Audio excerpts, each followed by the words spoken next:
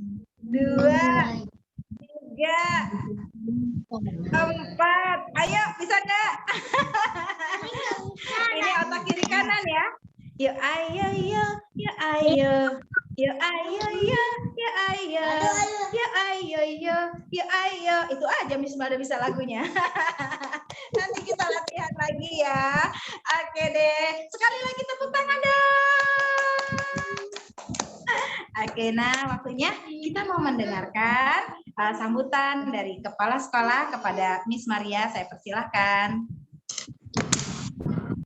Ya, terima kasih. Selamat pagi semua. Selamat pagi anak-anak. Good morning, kids. Good morning. Mana suaranya? Good morning, kids. Good morning, parent. Good morning, teacher. Juga berkenan ya untuk bisa memperlengkapi setiap kita para parent ya. Tanpa terasa, ya kita bersyukur ya. Pertama-tama kita mengucap syukur kepada Tuhan karena hari ini kita bisa menyelenggarakan parenting class. Terima kasih untuk kehadiran orang tua murid dari KB TK Pelita Bangsa yang hari ini bisa bersama-sama kita masuk dalam kelas orang tua murid. Kita tahu bahwa sebagai orang tua kita tidak pernah berhenti untuk belajar ya. Kita terus belajar. Ya, kita terus berlatih agar anak-anak kita semakin hari mereka menghadapi tantangan yang semakin berat dan semakin hari mereka semakin memiliki pribadi yang kuat, khususnya pribadi yang takut akan Tuhan. Itu kerinduan kita. Dari sejak kecil kita harus tanamkan apapun agama siswa-siswi KPTK Pelita Bangsa yang saya tahu, anak-anak pasti diajarkan oleh orang tua untuk memiliki hati yang takut kepada Tuhan yang dia sembah. Sehingga kelak ketika dia dewasa, dia akan menjadi suatu pribadi yang kuat. Dia bisa memiliki prinsip yang tidak mudah digoyahkan dengan situasi dan pilihan-pilihan yang salah kelaknya. Kita tahu banyak orang pintar, tapi akhirnya mereka tidak berhasil. Karena saya tahu bahwa keberhasilan di masa depan itu ditentukan oleh sebuah karakter yang baik. Ada orang pintar, sehebat apapun, mereka tidak jadi apa-apa karena mereka tidak memiliki sebuah karakter. Posisi sudah tinggi, ternyata masuk-masuknya ke pengadilan dan masuk penjara. Karena apa? Karakternya tidak baik, dia korupsi.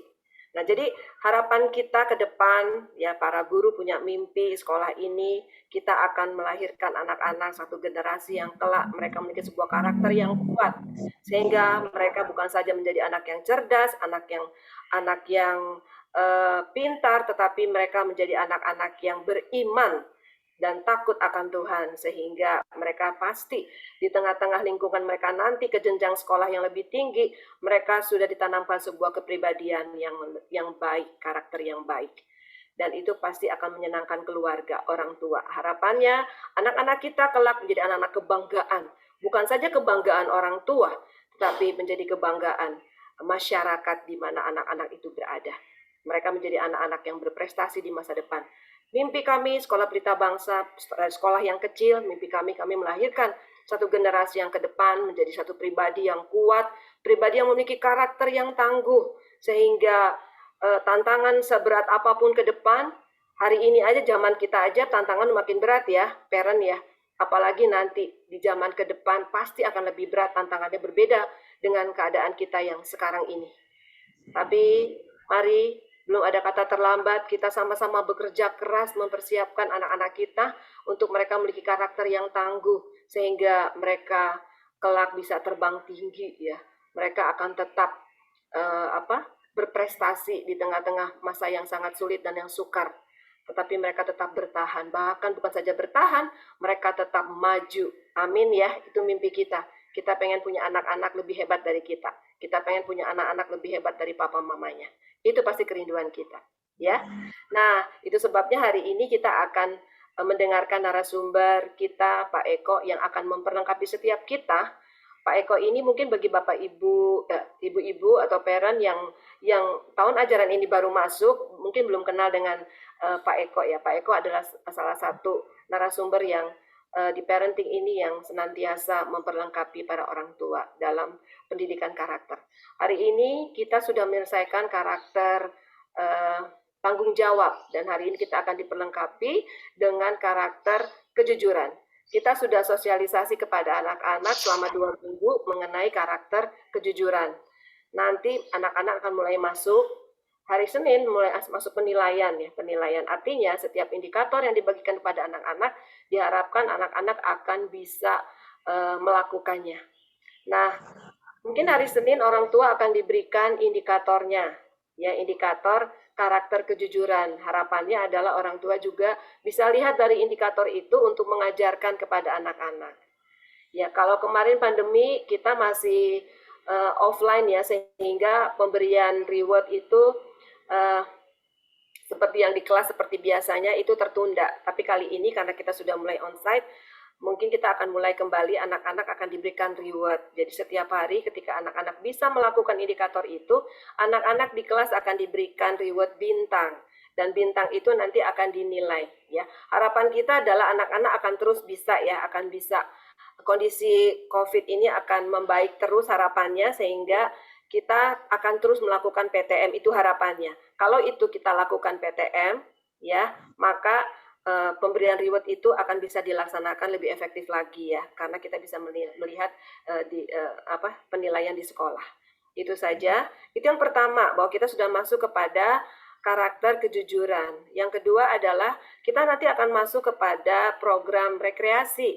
Kenapa? Sepertinya mungkin ada yang katakan, kenapa ya kok nggak mendadak? Bukan mendadak, parent, karena waktu awal masuk sekolah kami sudah berikan sebuah program ya, program bahwa selalu setiap tahun itu ada rekreasi tahunan, dan itu memang diadakannya di bulan Maret atau bulan April.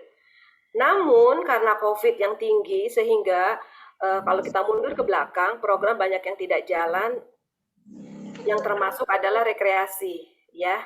Tapi kalau sekarang ini karena sudah dibuka, sehingga kami cepat mengambil keputusan agar program ini bisa dilakukan, sehingga makanya kami tidak, waktu itu kan suka rapat POM ya, jadi kita putuskan saja karena memang waktunya sangat mendesak. Mendesak dalam arti begini, kalau kita lakukan bulan April, itu sudah puasa, itu rasanya tidak mungkin untuk kita lakukan, sudah puasa. Makanya kita lakukannya adalah di bulan Maret gitu.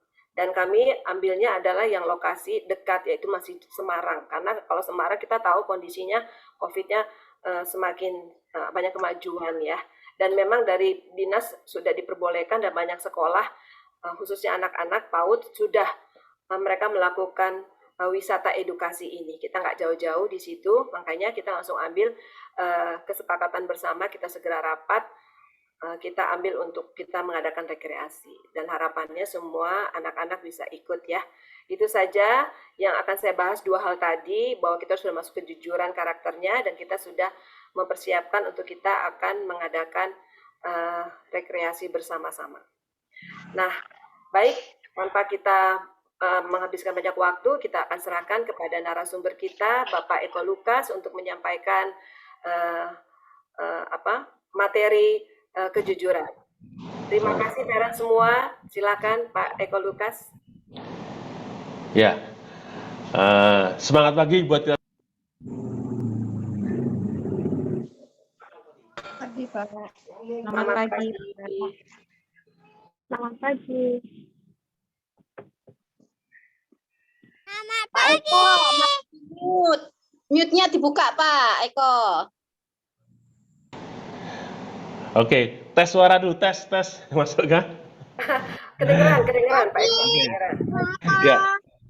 Oke, selamat pagi anak-anak, selamat pagi ibu guru semuanya, juga orang tua murid yang pagi hari ini boleh bergabung dalam Zoom meeting parenting ya, orang tua di TK Pelita Bangsa. Ya. Ya, salam sejahtera buat kita semuanya, semangat pagi, salam sehat selalu. Ya, mengucap syukur kepada Tuhan kalau hari ini kita kembali boleh dipertemukan walaupun lewat Zoom meeting gitu ya, untuk sama-sama belajar tentang karakter. Karena seperti tadi Miss Maria bilang bahwa pertumbuhan karakter seorang anak sangat-sangat diperlukan. Tumbuh kembang mereka, bahkan masa depan mereka itu dipengaruhi sejauh mana kita sebagai orang tua mendasari, mendidik mereka di dalam karakter. Bahkan kalau saya boleh sampaikan, karakter adalah pendidikan paling utama sebelum keterampilan, pengetahuan, kepintaran ya. Kalau hari-hari ini banyak orang pintar tapi karakternya jeblok, karakternya jelek, itu berbahaya sekali. Jadi betul sekali sekolah kita sangat mengedepankan bagaimana pendidikan karakter menjadi hal yang utama untuk tumbuh kembang anak murid di TK Pelita Bangsa. Jadi tantangan ke depan juga semakin berat kalau seseorang tidak memiliki fondasi karakter yang kuat, itu berbahaya sekali. Ya, kita bisa ambil contoh sebagai orang tua gitu ya, kalau kita lihat mass media, media cetak gitu, media online begitu, banyak orang-orang hebat ya, dulunya hebat luar biasa, jadi pejabat, jadi pengusaha hebat, tahu-tahu ketangkap KPK karena korupsi. Itu mengindikasikan bahwa karakter mereka tidak bagus. Jadi kepintaran bukan sesuatu yang paling utama sebenarnya. Kepintaran perlu, penting, tetapi yang utama karakter dulu. Makanya pagi hari kita belajar tentang seri pembentukan karakter, ya, pengembangan karakter buat anak-anak kita. Ya, pagi hari ini kita belajar tentang kejujuran. Saya akan screen dulu, share screen.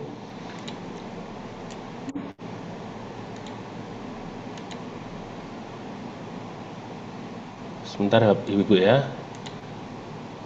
Ya. Ini kita bicara tentang seri pengembangan karakter. Jadi pengembangan karakter itu sifatnya harus kontinu, terus menerus. Sebagai orang tua, kita tidak boleh berhenti kepada suatu keberhasilan anak kita di dalam hanya kepintaran mereka, keterampilan mereka, kehebatan mereka, kebisaan mereka. Tidak boleh. Justru kembali saya bilang, pengembangan karakter harus menjadi prioritas kita. Ya, karena itu penting sekali, Bapak Ibu.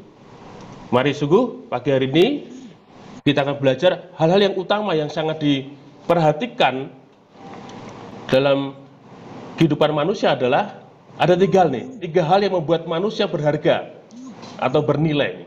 Yang pertama komitmen, yang kedua kerendahan hati, dan yang ketiga kejujuran. Yang nanti akan kita bahas ini, kejujuran. Ya, ini hal-hal yang berharga atau bernilai di hadapan manusia. Kalau orang punya komitmen, dia pasti akan punya teman banyak, bisa dipercaya. Orang punya kerendahan hati, pasti juga banyak temannya. Dan terlebih lagi kejujuran. Ini sesuatu yang luar biasa, bahkan kejujuran itu bahkan di semua agama mengatakan kejujuran itu nilai utama dari kehidupan orang beriman.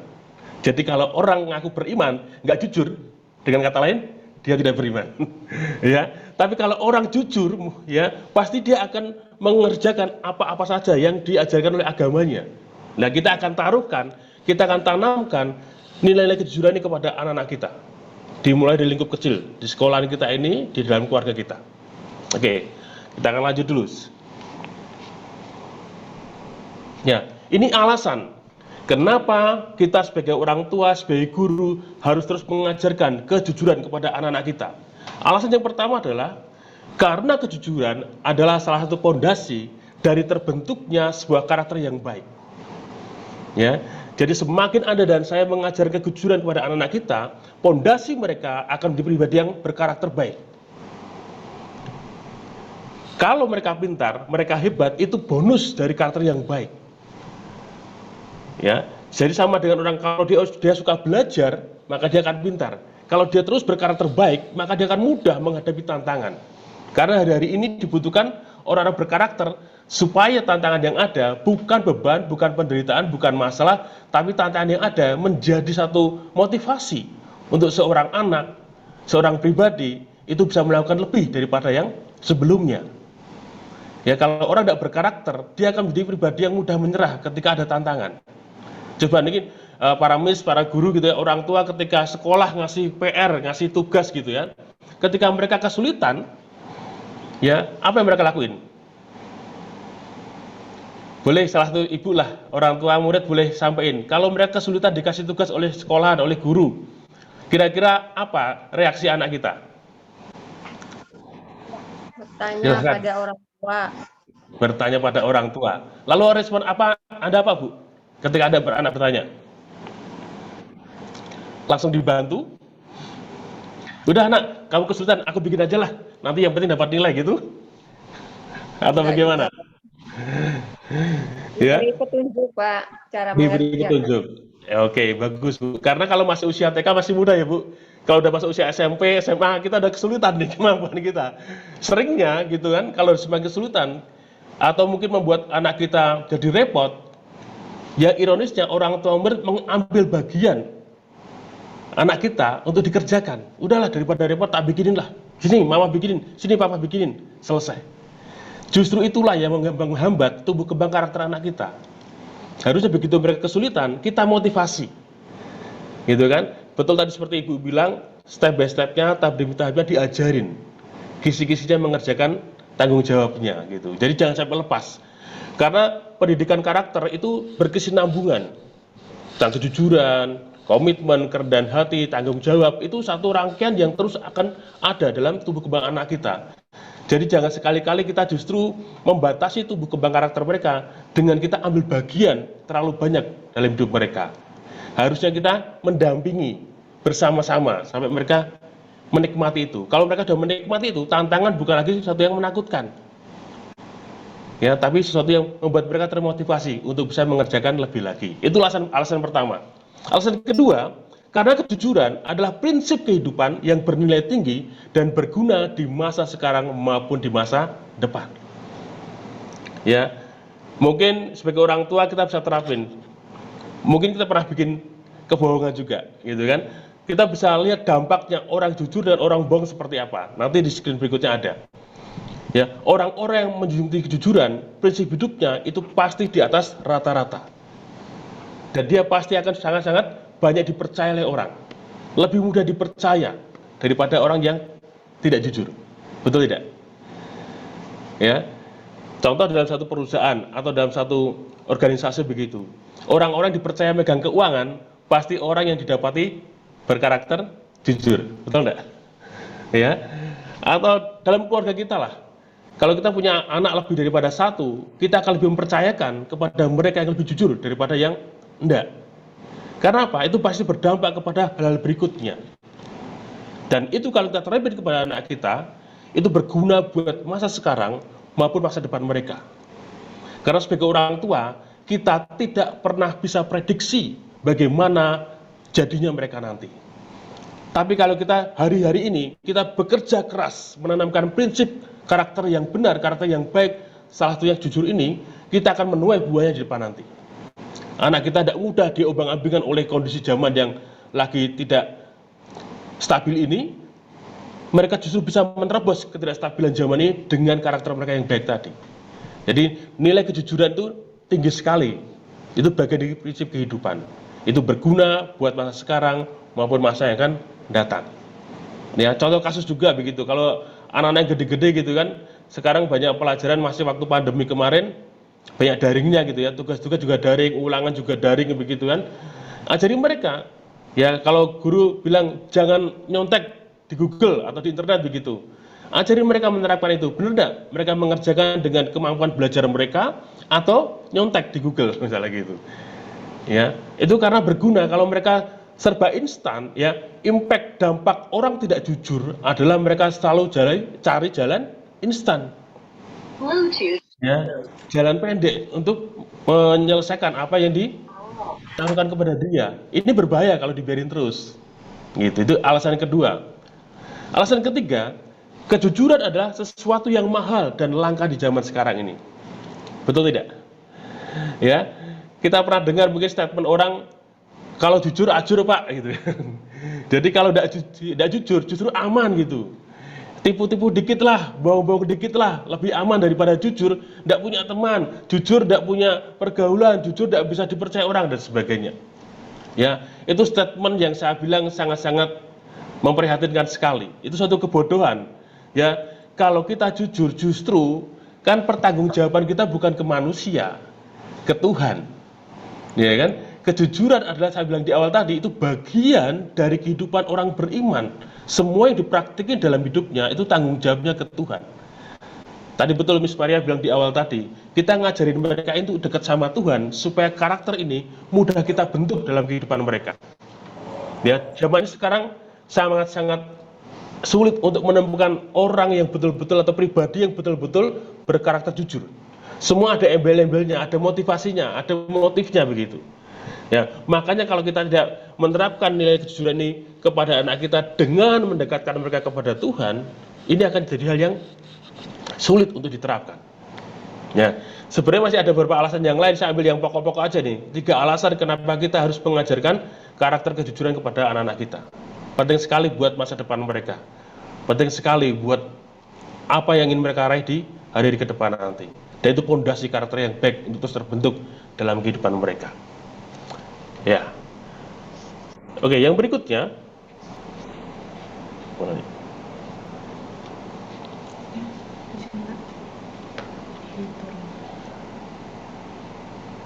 Ya. Nah ini, tadi alasannya, kita akan bahas sekarang, apa sih kejujuran itu?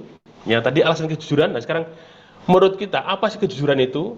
Kalau orang tua murid mendapatkan materi dari sekolah, dari TK Pelita Bangsa, saya ambil beberapa penjelasannya ini ya. Kejujuran adalah suatu kebiasaan atau sifat yang selalu menyatakan dan melakukan kebenaran apapun harganya, apapun resikonya. Itu kejujuran. Ya, sekalipun kadang harus ngajarin anak jujur, dia harus dimarahi, harus ditegur begitu. Tapi tidak apa-apa. Itu justru akan melatih mereka terbentuk mentalnya menjadi pribadi yang betul-betul siap hidup dalam hal yang benar. Ya, sebagai prakteknya saya ajarin ke anak-anak saya dari mereka kecil, dari mereka TK sampai mereka sekarang udah SMA, udah SMP begitu, perkara uang saku gitu. Jadi saya di rumah itu ada satu tempat lah, kayak toples begitu ya, toples. Saya kasih uang, begitu. Uang jajan lah di rumah begitu. Saya tahu berapa jumlahnya, tapi anak-anak saya tidak tahu berapa jumlahnya. Saya dan istri bilang gini, tiap hari boleh ambil uang jajan 5.000, gitu. Silakan ambil, anak saya 3 gitu kan, ambil. Tiap hari saya cek Bapak Ibu, saya cek, misalnya saya hari ini naruhkan di toples tadi, saya bikin recehan gitu ya, 1.000-an, 2.000 begitu. Saya taruhkan 30.000. Begitu. Saya bilang tiap hari boleh ngambil 5.000. Kalau misal ada ingin jajan lebih, harus bilang dulu. Kesepakatan tiap hari uang jajan 5.000 begitu. Siap ya, siap mah begitu anak-anak saya. Nah, tiap hari gitu ya. Selesai sore saya cek, saya pulang kerja saya cek tinggal berapa tadi. Kalau saya taruhkan 30.000, harusnya sisa berapa? 30.000 karena diambil 5.000 kali 3 orang anak kan gitu. Ya, begitu saya cek ternyata tinggal 10.000. Berarti ada yang ambil lebih kan? Ya udah, saya bilang, tadi anak-anak ambil uang jajan berapa? Saya bikin reportnya seperti itu. Aku 5.000 ya, aku 5.000 ya. Lah ini kok masih saya, ya maaf ya tadi belum laporan. Tadi aku ambil lebih ya, buat tadi ada orang ngamen ya, buat ngasih pengamen. Kan enak Bapak Ibu gitu kan? Itu praktik sederhana yang akhirnya secara kontinu menjadi kebiasaan, menjadi habitnya, menjadi style mereka. Begitulah sama kalau mereka kita suruh beli apa, kadang walaupun anak saya laki-laki gitu ya, sering disuruh sama mamanya gitu, nak tolong belikan cabai, nak tolong belikan kecap di warung sebelah misalnya gitu. Ya mereka berangkat gitu, dikasih uang berapa, sisa berapa, ma tadi kembalian tak taruh sana mas, sekian gitu. Itu hal sederhana yang bisa kita pakai untuk menjadi sarana mereka belajar menerapkan karakter kejujuran. Ya. Begitu mereka melanggar itu, mereka berani mengakuinya. Ini, selalu melakukan yang benar. Yang ketiga, mengatakan yang sebenarnya dengan ketulusan. Berani mengakui ketika mereka melanggar kesepakatan tadi, jujur. Ya mah, ya papa, ya mama, ya papi, ya mami. Aku kemarin begini. Gitu. Sampai sekarang mereka seperti itu. Saya kalau dengan pihak sekolah juga sama. Kami ada paguyuban orang tua murid di sekolah begitu. Kebetulan saya juga pengurus paguyubannya. Saya sering kontak dengan wali kelasnya. Saya tanya tentang absensi dia, apalagi udah gede-gede gini kan. Takutnya kalau sekolah bolos gitu kan. Kalau anak TK mungkin kalau bolos masih kompromi dengan orang tua kan. Kalau anak udah gede, udah SMA bisa bolos sendiri kan. Ya tidak masuk sekolah bisa dengan kemauan sendiri gitu. Saya cek, Pak anak saya hari ini absen. Iya Pak, masuk Pak. Kalau begitu kadang selang satu Pak hari ini Nicholas belum datang ke sekolah Pak, padahal udah jam pelajaran. Saya cek kemana gitu. Ternyata dia HP-nya lowbat, dia naik motornya kebanan, bocor ban bocornya gitu. Ya setelah pulang saya gimana nak? Iya ya maaf tadi aku terlambat, aku tetap sekolah, ban motornya bocor. Nah, gitu. Jadi dilatih terus. Dengan cara begitu Bapak Ibu, kita selalu bikin report harian dengan anak-anak kita. Jangan ada pembiaran. Karena menumbuh kembangkan karakter dalam hidup mereka itu tidak bisa instan. Bahkan selama mereka masih anak kita, masih satu bagian, misalnya satu tinggal rumah dengan kita harus terus menanamkan perkara ini dalam hidup mereka. Ya kecuali nanti mereka udah rumah tangga sendiri, monggo mereka bisa mengatur. Tapi selama mereka masih ikut kita orang tua tidak boleh mengabaikan, menanamkan nilai-nilai karakter dari hidup mereka.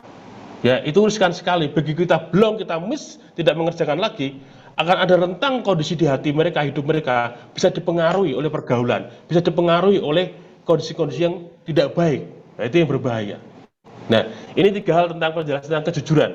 Ya, suatu kebiasaan atau sifat yang selalu menyatakan dan melakukan kebenaran apapun harganya. Ya, selalu melakukan yang benar. Mengatakan yang sebenarnya dengan ketulusan, berani mengakui kesalahan dan meminta maaf. Itu orang jujur. Ya, sekarang kita akan belajar yang berikutnya. Nah, lawan jujur adalah bohong. Ya, Bapak Ibu semuanya, di tempat ini, di Zoom ini, siapa yang tidak pernah bohong boleh angkat tangan. Nanti saya minta tolong Miss Maria boleh kasih reward kalau tidak pernah bohong. Dari kecil sampai dewasa ini. Halo, ada? Yang benar-benar jujur terus gitu? Tentunya kita pernah ya, termasuk saya. Pernah bohong kepada orang tua gitu kan. Nah, tentunya kita bisa belajar dari kejatuhan kita di masa lampau, kegagalan kita di dalam perkara mempertahankan kejujuran ini. Kita bisa ambil pelajarannya supaya tidak terulang kepada anak-anak kita. Kadang-kala kita hanya mempressure mereka, menekan mereka supaya tidak bohong, supaya jujur terus. Padahal itu kayak DNA, bisa diturunkan loh. Kalau kita orang tua punya tipikal suka bohong, tidak jujur, dan itu tidak dibereskan, bisa nurun kepada anak-anak kita. Itu berbahaya Bapak Ibu. Ya. Jadi ini dampaknya. Dampak dari kedua hal, jujur ada atau bohong adalah, kalau jujur reputasinya kan baik, kalau bohong ya tidak baik. Nah, baiknya bisa buruk. Ya, bisa dihargai atau tidak. Kalau kita semakin jujur, kita akan semakin dihargai orang lain. Nama baik kita semakin terjagai. Kalau tidak sebaliknya. Semakin jujur, semakin bisa dipercayai dan dihargai oleh orang lain. Ya, saya kebetulan di kampung sebagai ketua RT begitu, tidak mudah memimpin satu komunitas di kampung begitu yang notabene latar belakangnya beda-beda, baik agama, suku, latar belakang kebiasaan, pekerjaan, karakter orang. Tapi begitu saya menerapkan perkara ini, kita mudah dipercayai. Dan orang akan menghargai kinerja kita, Bapak Ibu. Ya, dan yang berikutnya, sebaliknya, semakin sering bohong, semakin tidak bernilai hidup seseorang itu, semakin tidak bisa dipercayai. Apakah kita tega kalau melihat anak-anak kita tidak bernilai hidupnya? Ya, bukan berarti kita tidak boleh mempressure mereka untuk jadi orang pintar, orang hebat. Itu bagus. Tapi masalahnya kalau mereka tidak berkarakter, justru kepintaran mereka, kehebatan mereka jadi tidak ada harganya. Ya kan? Malah eman-eman begitu. Jadi mari, sama-sama kita harus pastikan mulai hari ini penanaman nilai-nilai karakter kejujuran harus menjadi hal yang utama juga dalam tumbuh kembang anak-anak kita. Ya. Oke. Yang berikutnya kita akan belajar sekarang ini bagaimana sekarang caranya. Bagaimana mengajarkan dan mengembangkan kejujuran kepada anak-anak kita. Nah, ini yang penting ya untuk prakteknya. Tadi penjelasannya. Sekarang bagaimana mengajarkan, cara mengajar mengembangkan kejujuran kepada anak kita. Yang pertama, harus ada contoh atau keteladanan. Tentunya dari kita orang tua, dari para guru di mana kita menitipkan mereka ketika mereka belajar di sekolah, atau orang dewasa di sekitarnya. Kalau anak-anak di usia TK seperti ini, mereka butuh figur-figur yang real, yang nyata. Tidak bisa hanya sekedar, nak begini, nak tidak boleh begitu, tidak boleh begini. Tidak bisa. Harus ada contoh yang real, yang nyata, yang mereka bisa lihat. Ya, karena mereka akan mudah mencontoh apa yang dia lihat daripada apa yang dia dengar. Jadi lebih tajam nilainya dengan contoh, dengan keteladanan. Dan itu harus kita lakukan secara kontinu, Bapak Ibu. Terus menerus. Ya, jadi dalam perkara ini pun maaf kata, saya perlu sampaikan, kalau mungkin hari ini yang ikut Zoom meeting ini adalah kaum ibu ya. Kaum ibu mungkin, tapi ketika menerapkan, mempraktekkan, mengajarkan nilai-nilai karakter kejujuran ini atau karakter-karakter yang lain, harus bersama-sama dengan pasangan kita. Kalau masih punya pasangan ya, kalau masih ada suami atau istrinya begitu, bersama-sama. Sebagai pasangan suami istri, sebagai orang tua, harus bersepakat dulu nih. Ya, ini penting sekali, itu perlu diperhatikan Bapak Ibu. Kalau Anda masih ada pasangannya, sebagai istri atau sebagai suami, harus bersama-sama sepakat. Jangan sampai, ya, karena sering di rumahnya dengan istri, suami masa bodoh. Nah, takutnya anak ini tidak bisa melihat keteladanan yang sama dari kedua orang tuanya. Ini juga berbahaya. Ya, seorang papa mengajarkan anaknya harus jujur, berani, gitu ya. Tapi ketika dia melanggar perkara itu, ditegur. Tapi mamanya selama ini hanya menyayangi dia gitu ya, tidak pernah marahi kalau dia salah, tidak pernah menegur kalau salah begitu. Lalu si anak akan larinya ke mamanya, "Ma, aku dimarahi papa, Ma." Ketika anak laporan seperti itu, apa respon kita? Karena sayangnya, seringnya karena kita sayang kepada anak kita, seringnya apa? Ya udah, Nak, papa kan hanya sesaat, udahlah, jangan dianggap ya, dan kamu jangan ulangi lagi. Cuma begitu. Harusnya kita sepakat dengan pasangan kita, baik nilainya, baik porsinya, itu harus sama-sama kita sepakati. Jadi ketika anak laporan ingin berkeluh kesah atau bermanja-manja, tidak ada kata manja-manja, tapi sepakat kata-kata adalah kata-kata nasihat, pengajaran yang membuat anak itu memiliki di mindset mereka, di pola pikir mereka sama. Contoh kasus ini, saya terapkan di dalam keluarga saya begitu. Jadi ketika saya melihat anak saya melanggar ketetapan ketentuan yang sudah kita bangun bersama-sama, aturan-aturan dalam rumah tangga kami, begitu, mereka melanggar, saya tegur. Contoh misalnya gini, jam 9 malam harus sudah stay di rumah semuanya, tidak ada yang boleh keluar rumah, misalnya begitu. Ya, apapun alasannya harus ngomong dulu ke orang tua. Singkat cerita ini, suatu saat anak saya pulang malam begitu, tanpa ngasih kabar, tanpa ngasih informasi, pulang di atas jam 9. Waktu itu kejadian jam 11 malam, dia baru pulang. Ya, saya tanya, dari mana, Nak? Gitu. Ya, dia sudah tahu konsekuensinya. Ya, dia mungkin dengan ketakutan. Saya tanya, dengan berbagai alasan dia sampaikan penjelasannya. Dari sini ya begini. Kenapa ada kasih tahu gitu? Ya, dia bilang maaf ya, tidak sempat, tidak ada kuota untuk kasih tahu. Oke, saya tegaskan.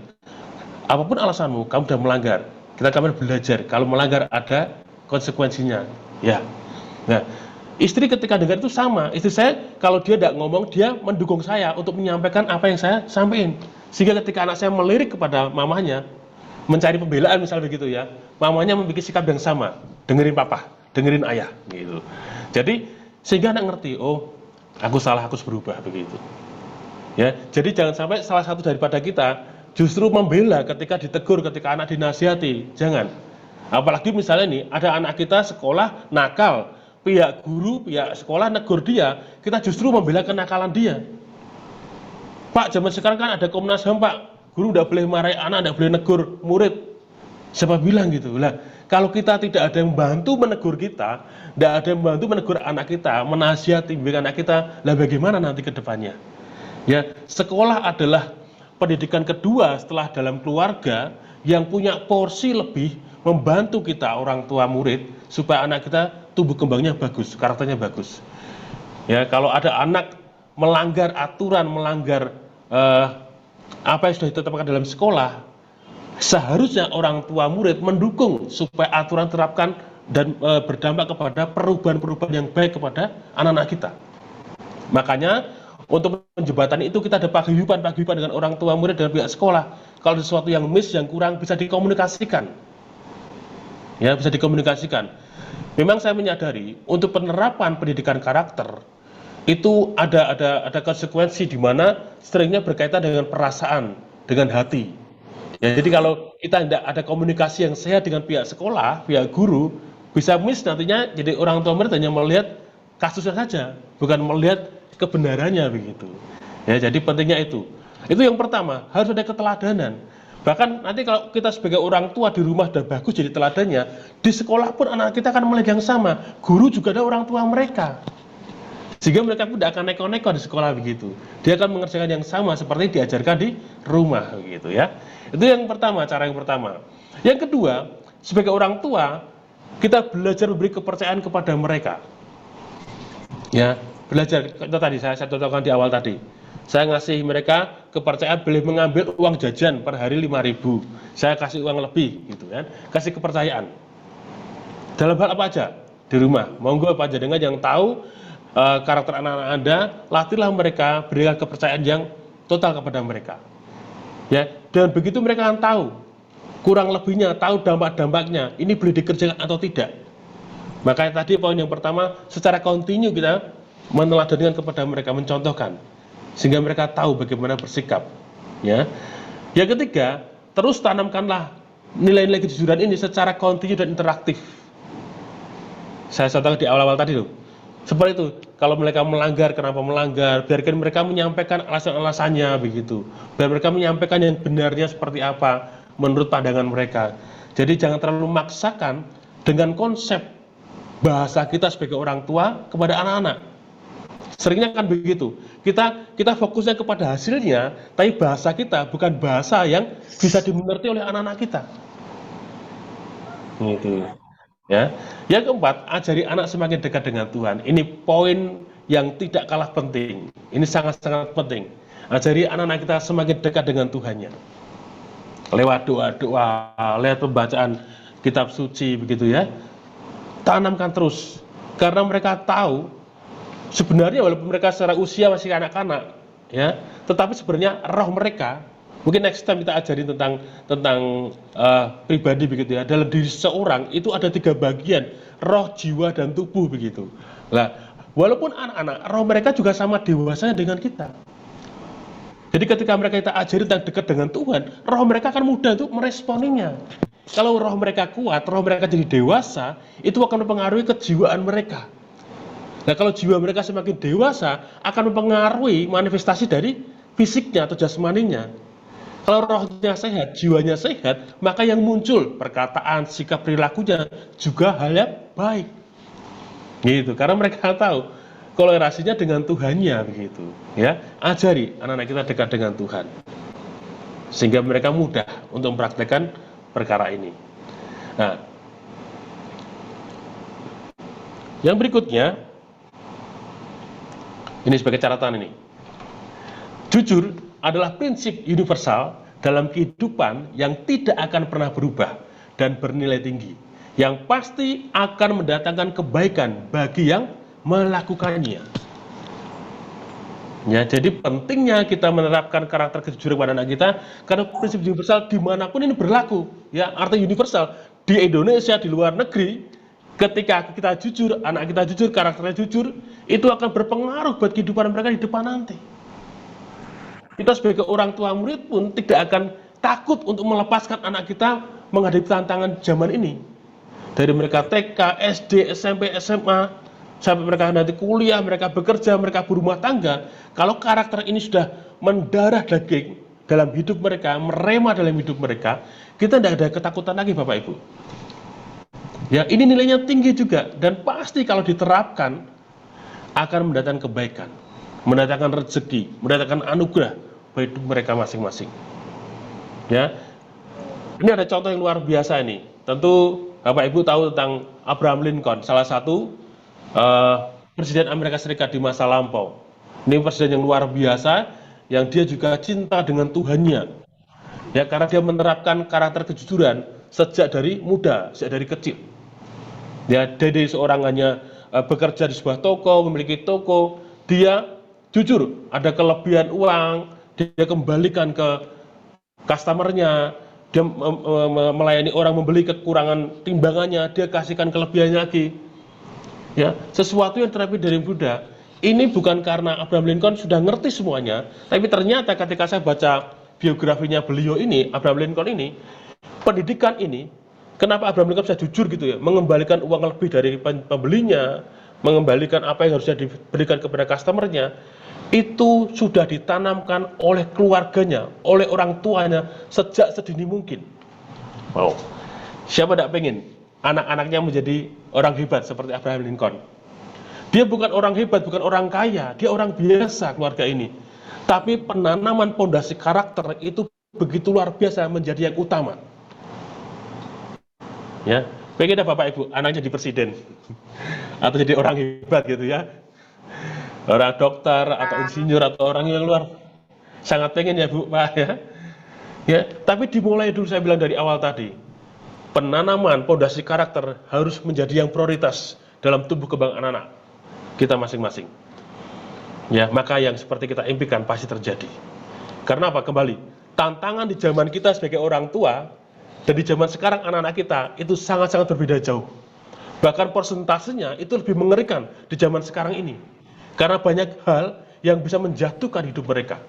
Kemajuan teknologi, pergaulan bebas, kondisi-kondisi yang sifatnya lebih besar, itu bisa mempengaruhi mereka, Bapak Ibu. Maka yang pentingnya mereka punya pondasi, yaitu karakter yang terus ditanamkan luar biasa. Kalau karakter mereka bagus, mereka hidupnya dekat dengan Tuhannya, saya terlalu percaya, sangat percaya, hidup mereka pasti menjadi orang yang luar biasa, seperti yang kita impikan. Amin, Bapak Ibu, setuju? Ya.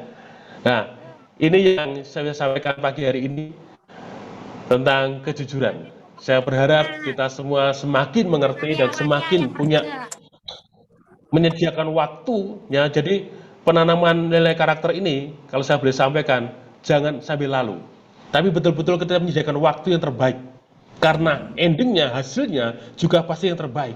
Tapi kalau kita menanamkan nilai karakter kepada anak kita hanya sambil lalu, suka-suka kita, ya maaf kata, jangan berharap hasil yang terbaik dalam kehidupan anak-anak kita. Jadi penting sekali penanaman ini. Begitu Bapak Ibu, Miss Maria dan Ibu Guru yang lainnya yang saya sampaikan pagi hari ini. Waktu saya kembalikan, selamat menjadi orang tua yang terus bersemangat, yang menanamkan nilai-nilai karakter, salah satunya kejujuran kepada anak kita, dan selamat juga nanti menuai hasilnya. Jadi tunggu waktunya. Kalau Anda setia, Anda konsisten, pasti Anda akan melihat hasil yang luar biasa dari kehidupan anak-anak semuanya. Terima kasih. Tuhan memberkati.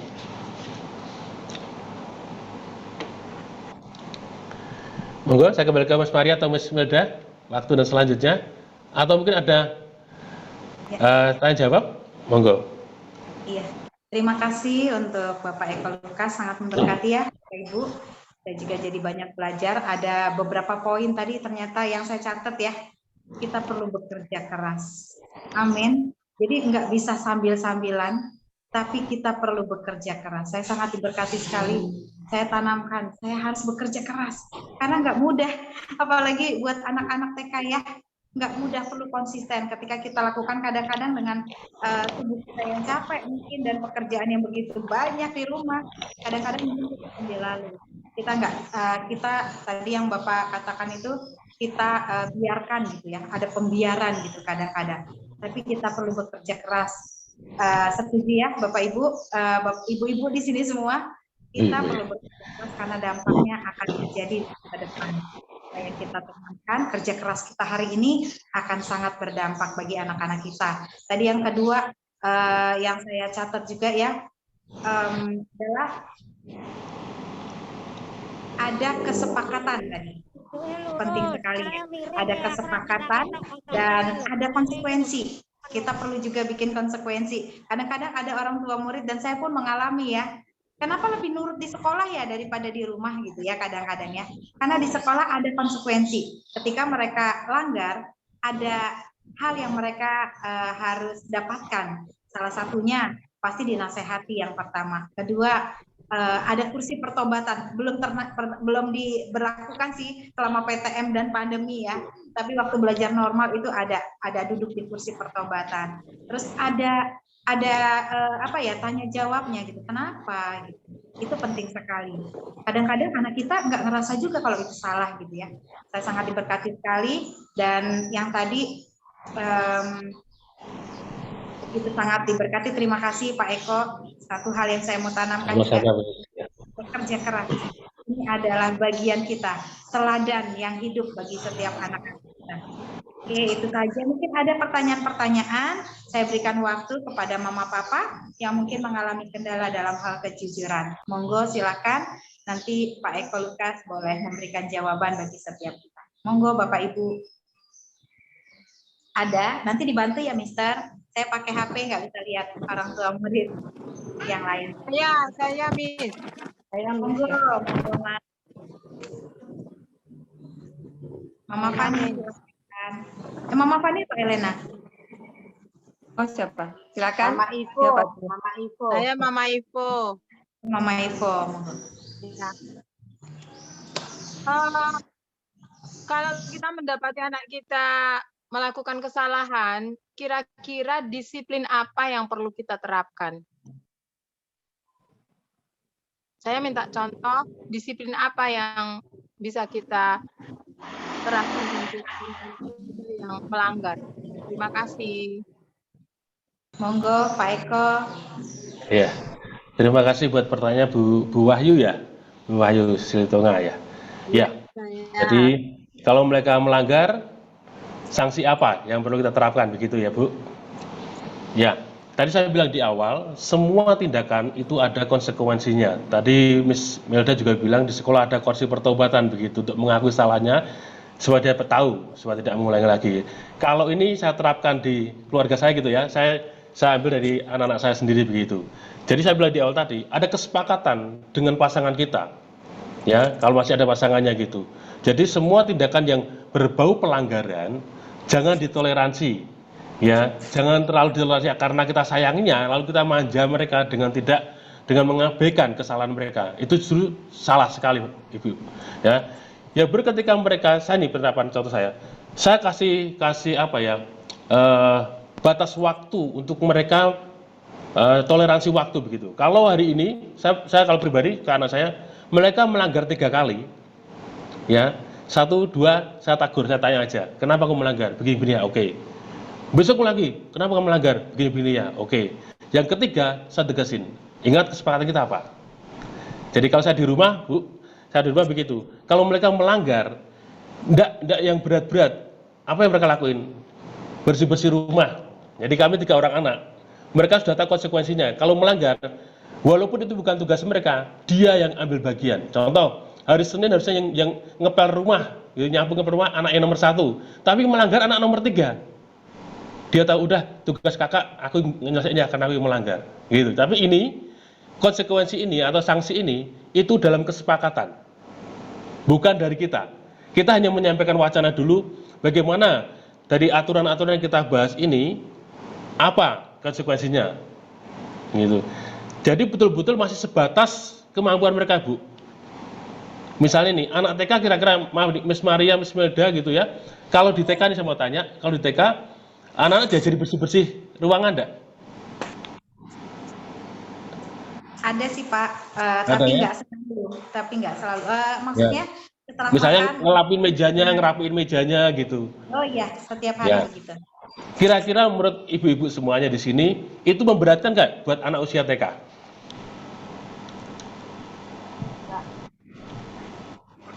Halo, Bu? Kira-kira memberatkan nggak kalau anak kita diajari merapikan bukunya, merapikan mejanya, merapikan bekas makannya, kira-kira berat nggak? Ya Pak. Gimana Bu, berat? Tidak memberatkan. Tidak, Tidak memberatkan ya. Nah, saya bilang di awal tadi, seperti itu, sanksinya ada sesuatu yang tidak memberatkan, tapi sebenarnya menurut mereka, itu mereka enggan untuk melakukannya. Nah, jadikanlah itu sanksi dari ketika mereka melanggar.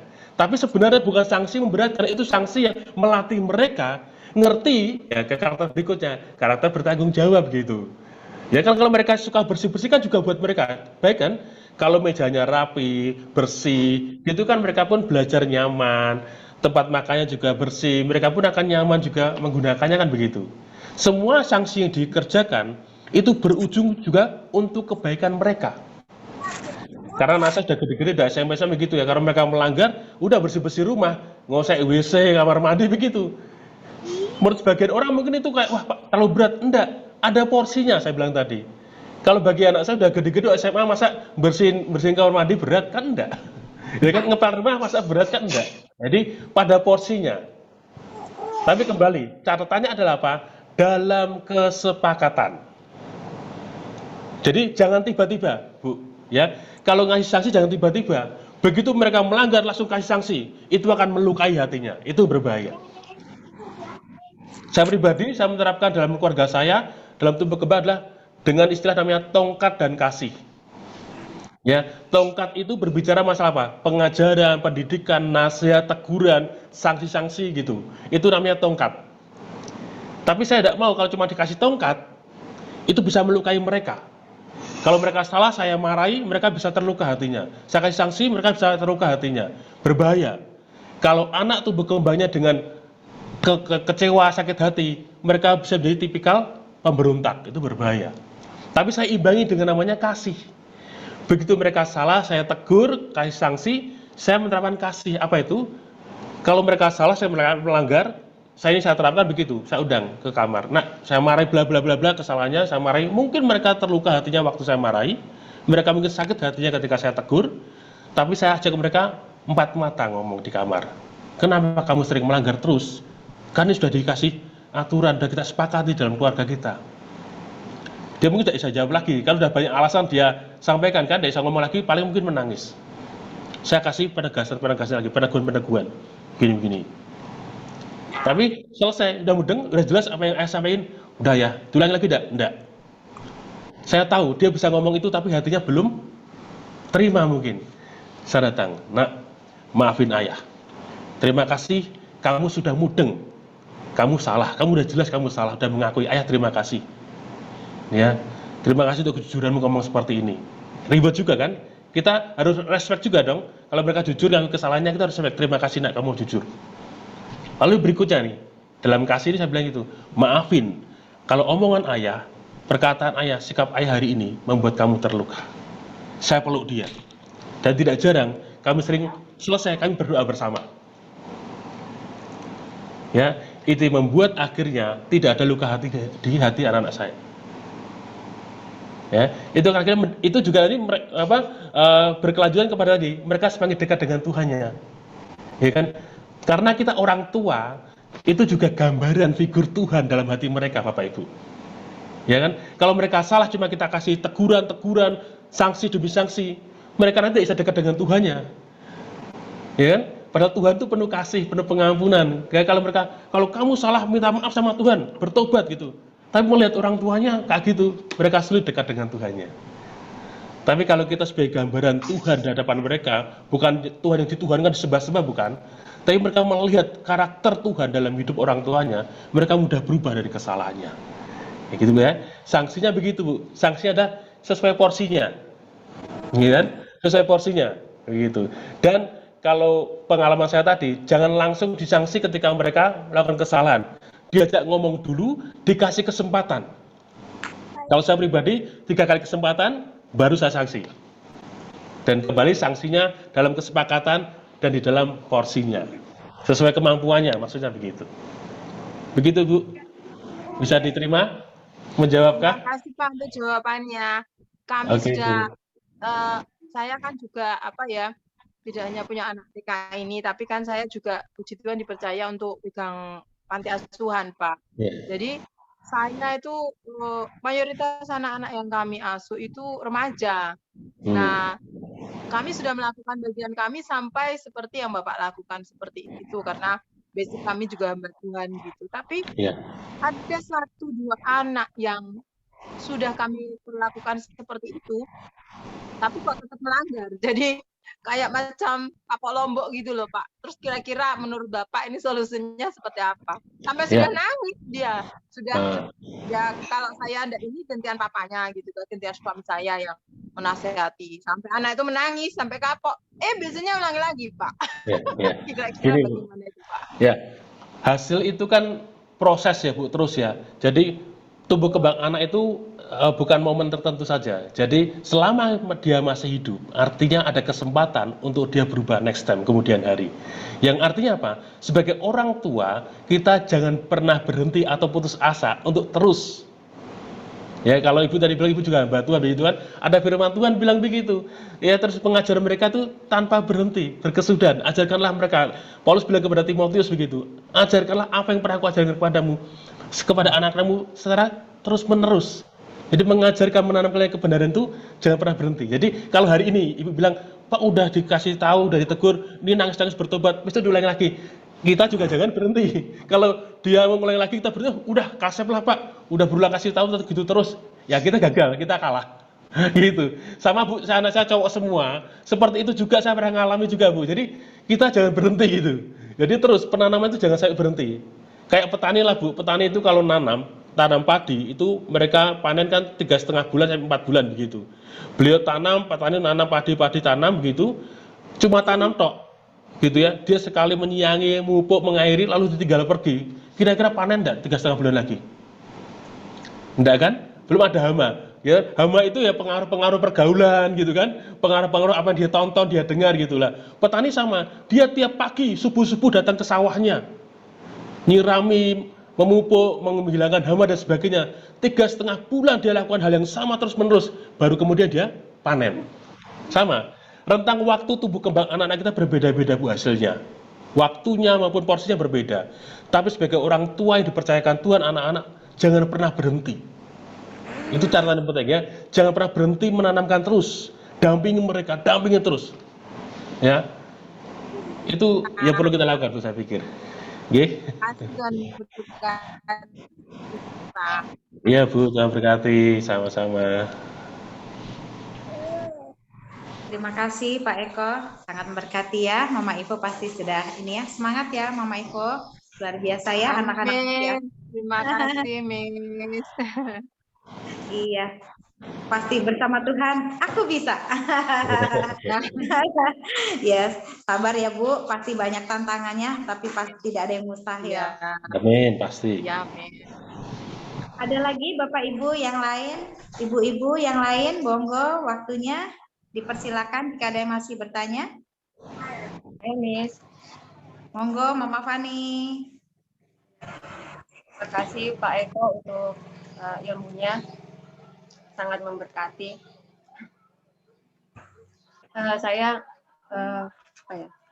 sangat diberkati dengan pendidikan karakter di Pelita Bangsa. Sudah 2 anak saya di Pelita Bangsa dan saya juga puji Tuhan mengalami sangat diberkati dengan karakter mereka waktu sekolah Pelita Bangsa itu sungguh luar biasa ya. Dan memang kata Pak Eko tadi yang paling penting itu sebenarnya contoh dari kita yang utama sebagai orang tua, dan juga ada contoh dari orang-orang yang seperti mereka, seperti orang di sekolah mereka, dari guru, atau dari mungkin keluarga lain. Saya mau menceritakan pengalaman saya dengan anak saya kemarin belajar karakter penuh perhatian. Kali anak saya tuh menegur saya. Waktu itu saya lagi masak. Dia bertanya pada saya, dia mengajak untuk ngobrol. Tapi sambil saya masak, saya menanggapi pembicaraannya. Sampai dia bilang begini, Mama, itu yang ngomong bukan bawang, kata. Ini yang lagi ngomong Fani. Kata Miss, kita harus memperhatikan orang yang sedang berbicara kepada saya. Jadi berkatnya ya saya juga ikut belajar. Ketika anak saya belajar karakter, saya juga ikut belajar kalau karakter penuh perhatian itu ya seperti ini. Karakter tanggung jawab itu ya seperti ini. Jadi kita sama-sama belajar, saya terapkan. Karena dia juga sering mengulang-ulang definisi, 5 saya mau, jadi saya juga ikut belajar. Jadi terima kasih untuk pengembangan karakter di Pelita Bangsa, sungguh sangat memberkati. Mau pertanyaan saya Pak, tentang kejujuran, apakah ada yang dibilang orang itu berbohong buat kebaikan ya Pak? Apa boleh gitu ya Pak, kita berbohong buat kebaikan? Memang ada berbohong buat kebaikan. Saya minta penjelasannya Pak Eko. Ya, ya Bu Hani. Oke, orang sering bilang itu namanya bawang putih gitu ya. Kalau bawang putih ada Bu, kalau bawang putih tidak ada. Ya, adanya bawang merah, bawang putih. Kalau bawang putih tidak ada. Ya, jadi apapun alasannya, tidak ada bohong demi kebaikan. Ya, semua hal pasti mengandung konsekuensi, resiko. Jadi sedini mungkin kita tidak boleh memunculkan. Tadi kan Ibu juga ngomong yang paling penting adalah keteladanan. Kalau anak kita melihat kita pernah atau sering melakukan itu berbahaya. Maka saya bilang dari contoh kesaksian saya tadi, pengalaman saya, cepat-cepat dibereskan kalau sempat mengalami itu. Gitu. Jadi kalau ibu tanya ada enggak? Enggak ada. Ya, apalagi kalau ada orang beriman, Anda percaya sama Tuhan, jadi nggak ada namanya bawang putih, nggak ada. Ya, kalau ibu masak bawang putih ada, monggo. Ya Bu, jadi sedini mungkin harus diminimalkan, bahkan dikikis habis, apapun alasannya. Saya punya pembimbing rohani, dulu sebelum saya punya mentor saya sebelum Pak Oscar begitu ya, saya punya pembimbing rohani, istrinya kerja di satu perusahaan yang bosnya itu suka tidak bayar pajak, karena mending dia lebih baik nyogok, ya menyuap petugas pajak daripada diaudit pajaknya. Jadi kalau ada petugas pajak, dia bilang ke karyawannya, bilang aku udah kasih amplopan selesai, kasih laporan apa adanya gitu, tidak perlu diaudit. Tapi istrinya dari mentor saya ini, dia anak Tuhan, kebetulan yang pegang keuangan dia harus melaporkan semuanya. Dia sempat pergumulan, lalu dia berdoa, Tuhan bagaimana ini?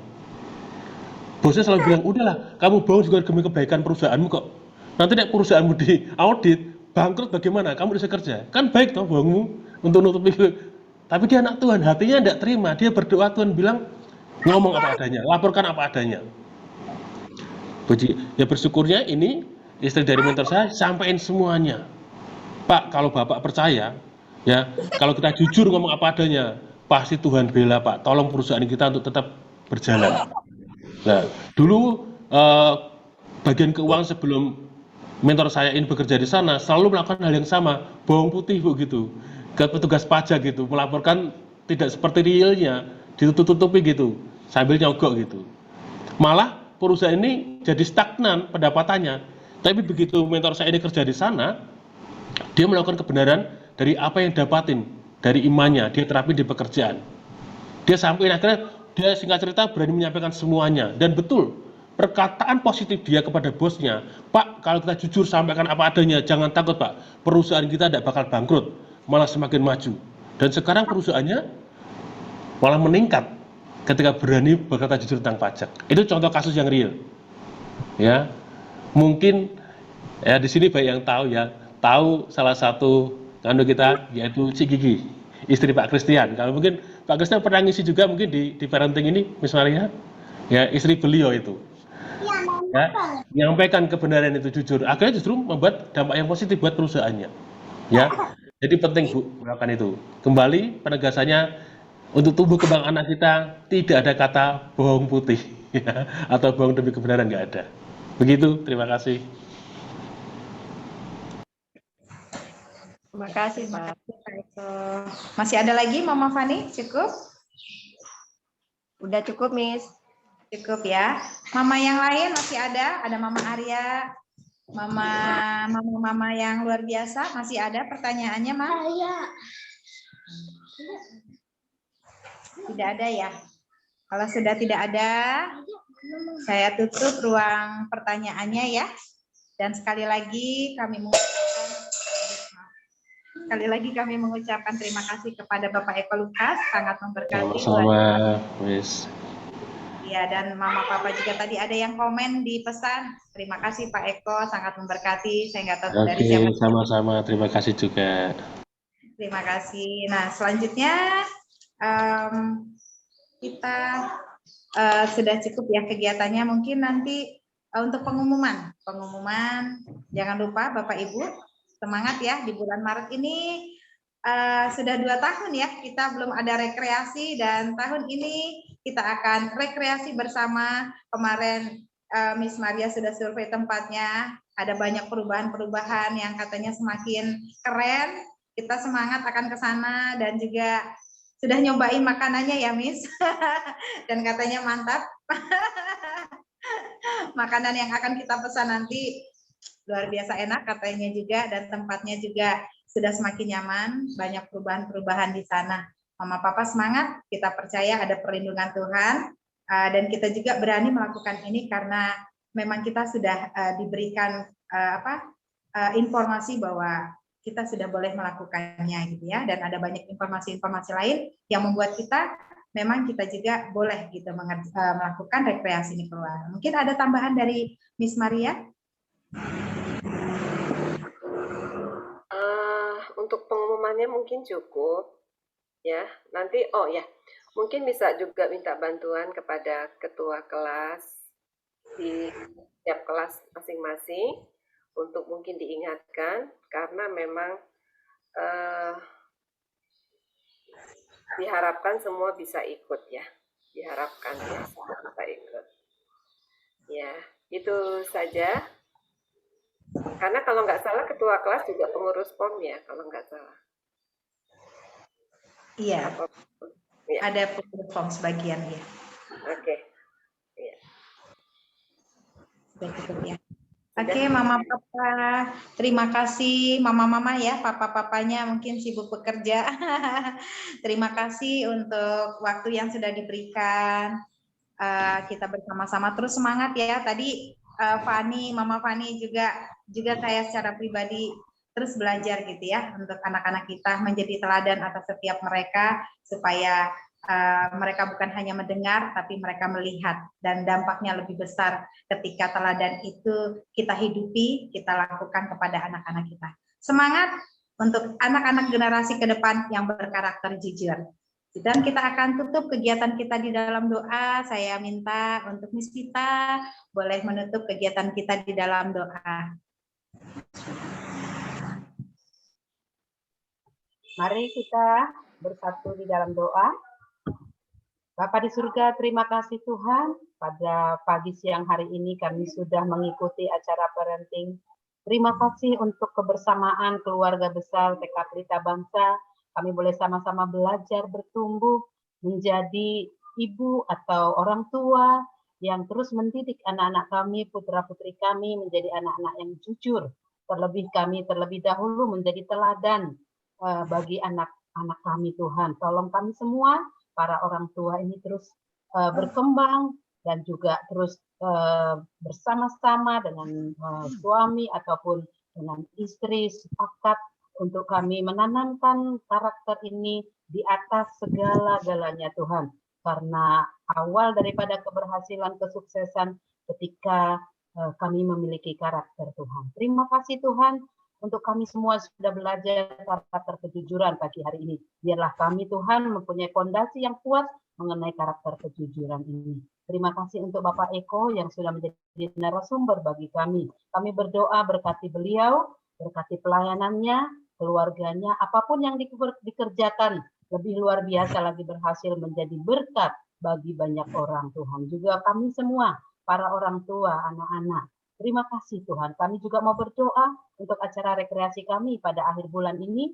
Kami rindu semua keluarga besar KBTK Pelita Bangsa mengikuti acara ini, sehingga kami boleh semakin menjalin kebersamaan, kesatuan, dan juga anak-anak kami juga bisa belajar di tempat-tempat rekreasi Tuhan. Kami percaya lewat acara ini anak-anak mulai semakin bersemangat mengikuti pembelajaran di sekolah.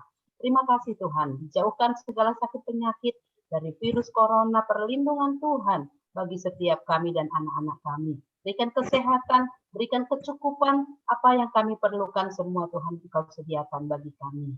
Terima kasih juga untuk sekolah KBTK Pelita Bangsa. Kami rindu Engkau memberkati, Engkau pakai sekolah ini menjadi corong dan alat Tuhan, menjadi berkat bagi anak-anak didik kami, juga bagi orang-orang yang kami inginkan mereka bertumbuh secara ilmu pengetahuan dan karakter. Berkati guru-guru, berkati kepala sekolah, semua yang boleh terlibat, bahkan POM, orang tua murid dan murid-murid kami Tuhan. Yayasan Tuhan, semuanya bekerja sama untuk menghasilkan generasi-generasi yang gemilang. Terima kasih Tuhan untuk pertemuan kami siang hari ini. Terpujilah Engkau, hanya dalam nama Tuhan Yesus kami sudah berdoa dan bersyukur. Haleluya. Amin. Kita akan kembali pada Miss Melda. Terima kasih. Amin. Terima kasih Miss. Terima kasih. Terima kasih Pak Eko ya. Sama-sama. Ya, terima kasih untuk parent semua. Nanti